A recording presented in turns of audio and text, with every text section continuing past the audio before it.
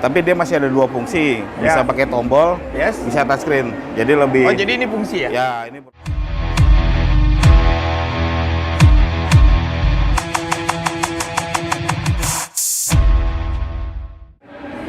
Assalamualaikum warahmatullahi wabarakatuh. Kalau kemarin pagi sudah kita bahas tentang sublimasi dan advertising, tapi tidak kalah seru kalau tidak kita bahas mesin yang satu ini, yang bisa dibilang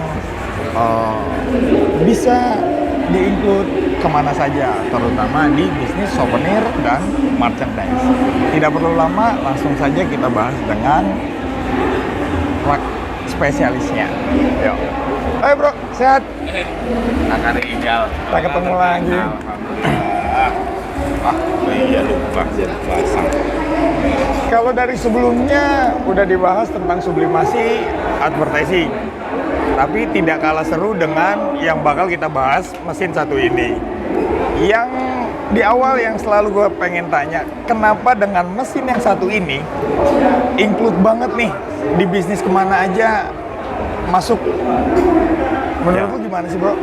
Mesin ini dulunya sih nggak dianggap ya, tapi sekarang sangat penting. Karena ini bagian dari ini sih penghasil cuan yang lumayan. Jadi kalau kita cuma print aja, ya paling jasa print semeter 70.000, 60.000. Tapi begitu masuk ke mesin ini, kita mau potong putus, mau half cut atau die cut, nanti buat berbagai produk, buat label, buat dekal, bisa nilai tambah jadi 30% atau 40%.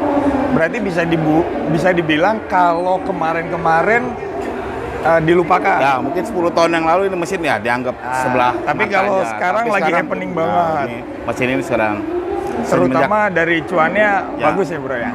Semenjak 8 tahun yang lalu udah. Kalau dari bentuknya mungkin cukup terlihat baru dari versi sebelumnya. Ya. Lu bisa sebutin ini Graptek yang tipe berapa dan teknologi yang terbaru seperti apa? Untuk seri ini yang seri CE8000, untuk teknologi mungkin perbedaannya nggak begitu banyak ya.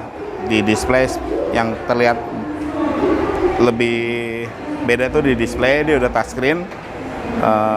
Tapi dia masih ada dua fungsi, bisa pakai tombol, bisa touchscreen. Jadi lebih. Oh, jadi ini fungsi ya? Ya, ini berfungsi, ini berfungsi. Siap. Jadi kalau misalnya kita terlalu sering tombol pencet di LCD takutnya bermasalah, kita bisa pakai di sini. Jadi dua-duanya bisa berfungsi. Berarti keunggulan yang terbaru sudah touchscreen sama tombol. Terus ada lagi yang terbarunya? Terus dia near kabel, jadi koneksi bisa pakai WiFi, nggak usah pakai kabel lagi, colokin, dia bisa connect di mana aja. Oh, berarti nggak beda dengan yang Graptek ASF?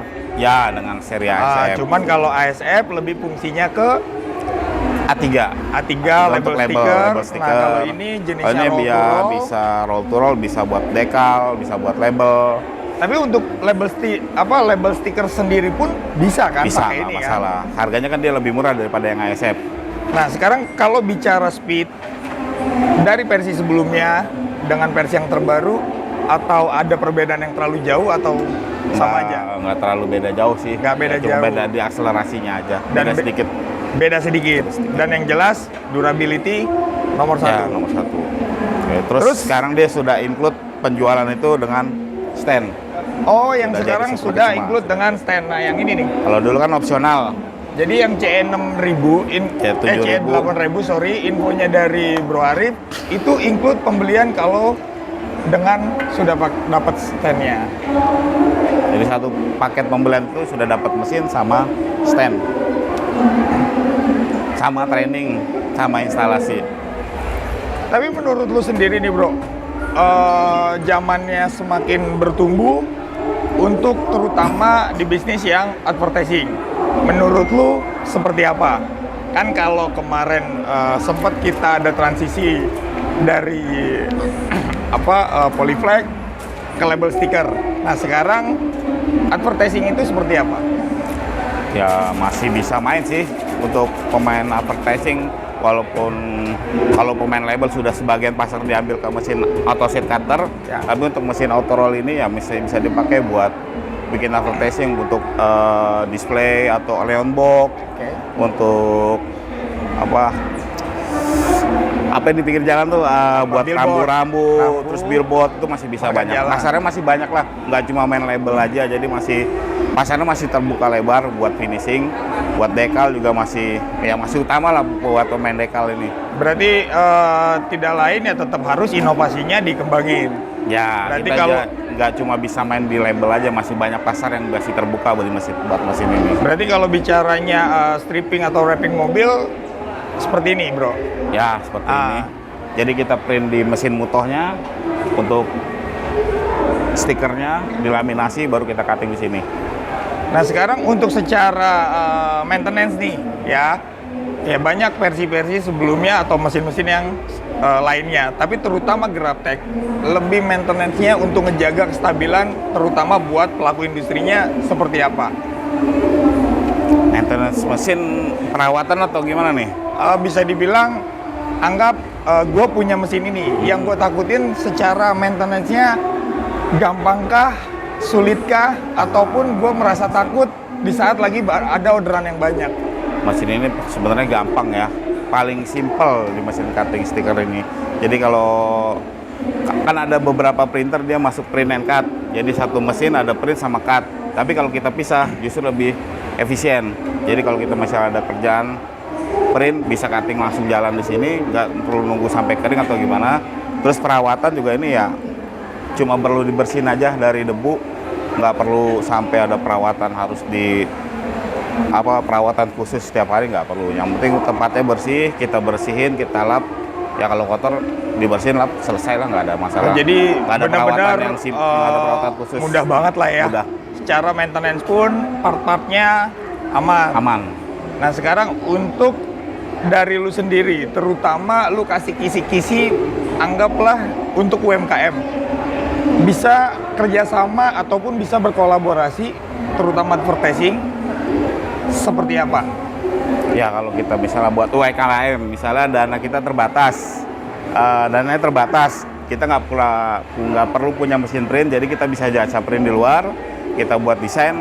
Yang pasti kalau buat kita mau UMKM kalau belum punya mesin printnya, kita buat register ya dulu biar kita bisa print di luar, baru cutting di sini. Jadi kalau misalnya kita masih pemula, punya aja mau main dekal atau gimana, nggak mesti punya mesin printing dulu.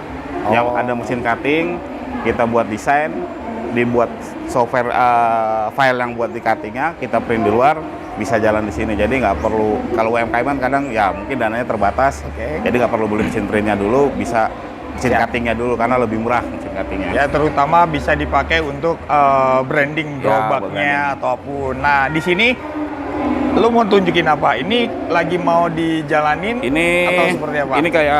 Ini sebenarnya niatnya buat bikin tag karena ini kan temanya Fashion Week, jadi buat tag buat di baju. Cuma karena kita terbatas nggak ada printernya buat di mesin A3 atau buat art karton ya kita. Tapi nggak apa-apa bro, coba dikasih lihat aja ke yang nonton. Nah ini salah satu CE8060 yang terbaru. Dia punya area yang 60 cm dan ini lagi cutting kiss cut stiker.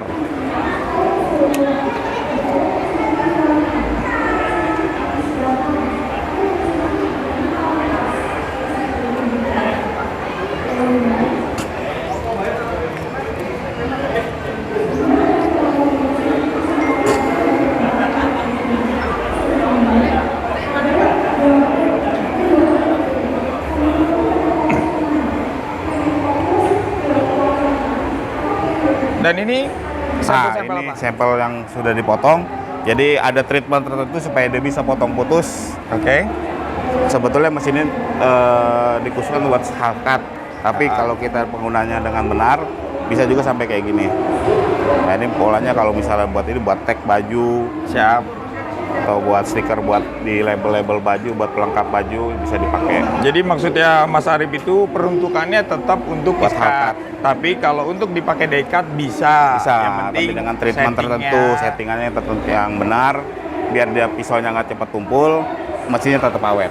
Nah, oke, sebelum gua tutup di konten ini, gua pengen tahu terutama dari lu bro, buat customer yang sudah punya mesin ini dari tipe yang lama dan terbaru, pesannya apa dari lu sendiri?